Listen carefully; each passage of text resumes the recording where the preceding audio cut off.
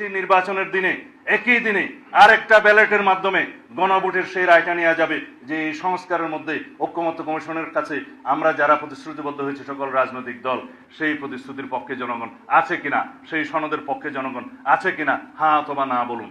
যদি জনগণ হ্যাঁ বলে, তাহলে সেই পার্লামেন্ট, সেই নির্বাচিত সংসদের প্রত্যেকটা সংসদ সদস্য আইনানুগভাবে ম্যান্ডেট প্রাপ্ত হবে এই সনদ বাস্তবায়নের জন্য, তারা বাধ্য থাকবে সেই সনদ বাস্তবায়নের জন্য। জানানো হয় সংবিধান সংস্কার পরিষদের শপথ গ্রহণ প্রসঙ্গেও নির্বাচিত সদস্যদের শপথ গ্রহণ অনুষ্ঠিত হবে। এইটা প্রধান নির্বাচন কমিশনের সাংবিধানিক এখতিয়ার আছে।